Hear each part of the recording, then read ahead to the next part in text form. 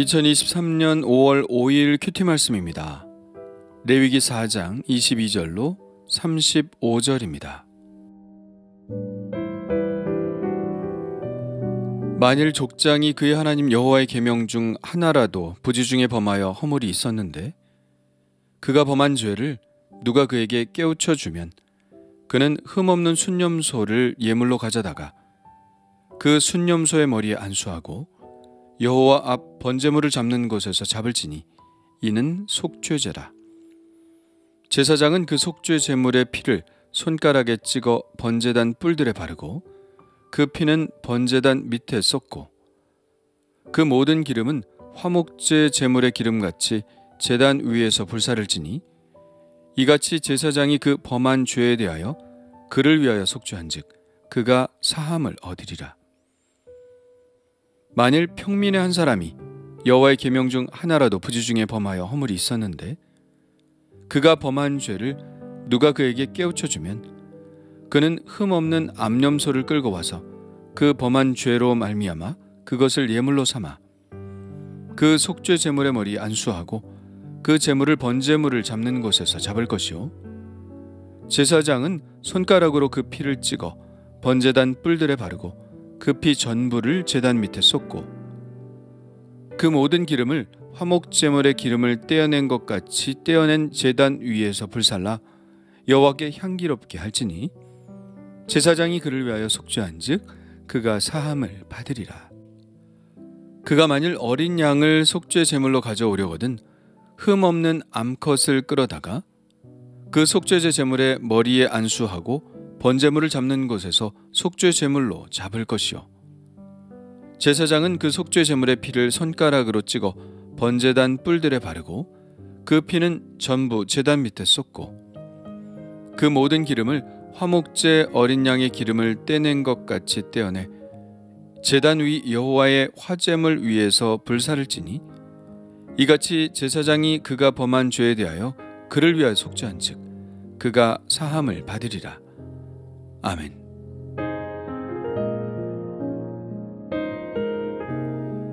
오늘 말씀은 속죄제 중 족장이 죄를 범하였을 경우와 일반 평민 한 사람이 죄를 범하였을 경우의 속죄제 규정을 말씀하고 있습니다. 어제 말씀을 떠올려 보면 제사장과 회중의 죄를 속죄하기 위하여는 수송아지를 제물로 삼았습니다. 그리고 그들이 범한 죄는 부지 중에 범한 죄, 그러니까 모르고 범한 죄에 한해서 속죄의 제사를 드릴 수 있다고 했습니다. 이 속죄제에 관한 부분은 모두 부지 중에 죄를 범한 경우에 해당됩니다. 22절과 23절도 그것을 전제하고 있죠. 만일 족장이 그의 하나님 여호와의 계명 중 하나라도 부지 중에 범하여 허물이 있었는데 그가 범한 죄를 누가 그에게 깨우쳐 주면 그는 흠없는 순념소를 예물로 가져다가 이렇게 뒤늦게라도 죄를 깨달으면 그 죄에 대한 조치를 취해야 합니다. 이미 끝난 일이라고 지나간 일이라고 그냥 내버려 두어서는 안 되죠. 죄와 허물은 반드시 추후에라도 그 결과를 드러내기 때문입니다. 하나님은 우리가 우리의 잘못에 대해서 책임을 지는 것이 얼마나 중요한 것인지를 가르쳐주고 계신 것이죠. 그냥 없어져 버리는 것은 아무것도 없습니다. 반드시 누군가가 책임을 져 주어야 하는 것이죠. 그래서 예수님도 십자가에서 죽으신 것이고요. 족장의 경우는 제물이 다르죠. 바로 흠없는 숫염소를 바칩니다. 아무래도 족장은 그 영향력에 있어서 제사장이나 모든 회중들보다는 작겠죠. 그래서 순념소만으로도 그 죄를 가리울 수 있었습니다. 순념소를 바치는 방법은 앞에 제사장이나 회중들의 속죄제와는 차이가 있는데요. 속죄제물의 피를 다루는 방식이 다릅니다. 앞에서는 제물의 피를 회막 안, 휘장과 향단 뿔에 발랐는데 족장의 속죄제의 경우는 제사장이 그 제물의 피를 손가락에 찍어 성소 밖에 있는 번제단의 뿔들에 바르고 그 피는 번제단 밑에 쏟습니다. 기름은 똑같이 불사름으로 하나님께 화제로 드리죠. 다음은 평민의 한 사람이 죄를 범하였을 경우입니다. 이때도 마찬가지로 부지 중에 범한 죄에 대한 속죄죠. 평민의 속죄제 제물은 흠없는 암염소였습니다. 지금까지 제사장과 회중과 족장들은 그것이 소이든 염소이든 다 수컷이었는데 평민의 제물은 암컷으로 바쳤습니다. 마찬가지로 제사장은 그 피를 손가락에 찍어 성전 뜰에 있는 번제단 뿔들에 바르고 나머지 피 전부는 제단 밑에 쏟습니다. 평민의 속죄제의 경우는 양을 속죄제물로 바칠 수도 있었는데요. 마찬가지로 암컷을 드렸습니다. 제사를 드리는 방식은 앞에서 암염소를 드리는 방식과 같았죠. 하지만 우리가 이미 알듯이 기름을 불살라 드릴 때 양은 꼬리를 잘라 바치는 것이 다르겠죠. 그런데 족장과 평민의 속죄제의 경우 그 나머지 고기 부분을 어떻게 하였는지에 관한 설명은 나오지 않고 있습니다. 화목제의 경우 기름을 불사르고 남은 것은 함께 나누어 먹었고 다른 속죄제의 경우는 진 밖에서 모두 불살라 버렸는데 그때의 전제는 그 제물의 피가 성소 안에서 속죄한다는 전제하에서였습니다. 6장 30절에 그러나 피를 가지고 회막에 들어가 성소에서 속죄하게 한 속죄제 제물의 고기는 먹지 못할지니 불살을지니라. 이 규정에 따라 진 밖에서 불살랐는데 족장과 평민의 속죄제의 경우 그 피를 밖에 있는 제단뿔에 발랐고 그 피를 가지고 회막 안으로 들어가지 않았기 때문에 논리적으로 보면 그 고기는 밖에서 불사르지 않아도 되었고 먹어도 되는 제물이었습니다. 그런데 과연 어떻게 했을까요?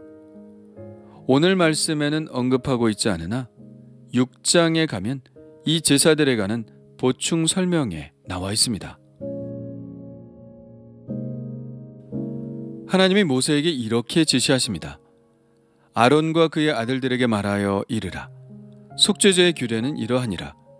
속죄제 제물은 지극히 거룩하니 여호와 앞 번제물을 잡는 곳에서 그 속죄제 제물을 잡을 것이요 죄를 위하여 제사 드리는 제사장이 그것을 먹되 곧 회막들 거룩한 곳에서 먹을 것이며 제사장 남자는 모두 그것을 먹을지니 그것은 지극히 거룩하니라. 이렇게 족장과 평민의 속죄 제물의 경우는 그 피를 성소에 가지고 들어가지 않았기 때문에 제사장들이 먹을 수 있는 음식이 되었습니다. 그러나 화목제처럼 자유롭게 이웃들과 나눌 수는 없었죠. 이 속죄제의 제물은 지극히 거룩하다고 여겨졌기 때문에 성전 밖으로 가지고 나갈 수는 없었고 오직 회막들 거룩하다고 정해진 곳에서 그것도 제사장만이 먹을 수 있었습니다.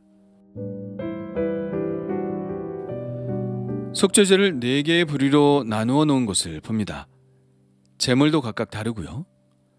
제사장, 회중, 족장, 평민 이렇게 나누어 놓은 것은 이런 부류에 따라 죄의 경중이 다르다는 것을 의미하는 것은 아닙니다. 오히려 아무도 죄의 영향력에서 벗어날 수 있는 사람은 없다는 것을 말씀하기 위해서죠. 일반 평민만 죄를 짓는 것이 아닙니다. 그들을 다스리는 족장도 죄를 지을 수 있고요. 리더십을 가지고 백성들을 계도할 위치에 있으면서도 그들을 가르친다고 해서 죄가 그 사람을 피해가는 것은 아니죠. 가르치는 자나 받는 자나 죄로부터 자유로울 수 있는 사람은 아무도 없습니다. 이것은 제사장도 마찬가지죠. 영적인 일을 하고 하나님과 더 가까운 곳에 있다고 해서 죄가 피해가는 것은 아닙니다. 제사장도 죄를 지을 수 있습니다. 그리고 우리는 개인적으로도 죄를 지을 수 있고 집단적으로도 죄를 지을 수 있다는 사실도 말씀해 주고 있죠. 우리는 얼마나 많이 집단적 죄를 짓는지 모릅니다. 다른 사람들이 다 죄를 범하기 때문에 죄라고 여겨지지 않는 것일 뿐이죠. 그래서 더 위험하기도 하고요. 우리는 집단적인 죄에 대해서 민감해야 합니다. 그리고 이 사회가, 이 나라가 그런 집단적인 죄에 빠지지 않도록 기도해야 할 필요성을 느낍니다. 그 집단이 죄에 빠진다면 그곳에 사는 사람들이 죄에 빠지는 것은 훨씬 더 쉬운 일이기 때문이죠. 예, 성경의 말씀대로입니다. 모든 사람이 죄를 범하였습니다. 그래서 모든 사람에게 속죄의 제사가 필요합니다. 예수님의 속죄 제사는 특정한 사람을 위한 제사가 아니었습니다. 모든 사람을 위한 속죄의 제사였죠. 그러한 사실은 또 다른 사실 하나를 우리에게 알려주죠. 예수 그리스도의 속죄 안에서 용서되지 못할 죄는 없다는 것입니다. 중요한 것은 죄의 경중이 아니라 그 제사의 능력입니다. 예수 그리스도께서는 영원한 존재로서 피를 흘리셨기 때문에 우리의 죄를 영원히 속죄하실 수 있고, 모든 이들의 창조주이시기 때문에 그 어떤 사람의 죄라도 용서하실 수 있습니다. 그러나 우리는 성경의 말씀을 잘 알면서도 실제로 나의 죄를 맡기지 못하는 경우가 많습니다. 다른 사람들의 죄를 용서하실 수는 있어도 나의 죄를 용서하신다는 확신은 할 수 없는 경우죠. 내가 죄에서 자유로울 수 없다면 나는 나의 죄를 주님께 맡길 수 있어야 합니다. 그리고 주님께서 모든 이들의 죄를 사하실 수 있다면 그 가운데 나의 죄도 포함된다는 사실을 인정해야 합니다. 그것이 바로 믿음이죠. 예수님의 속죄의 제사 안에 나의 죄도 포함되어 있다는 믿음. 그것이 나의 속죄를 이루는 구원의 믿음입니다. 그렇다면 나는 나를 속죄의 은혜를 받아야 하는 죄인으로 인정하고 있나요? 나는 그리스도의 속죄의 능력이 나의 죄에도 미칠 수 있다는 사실을 믿고 있나요?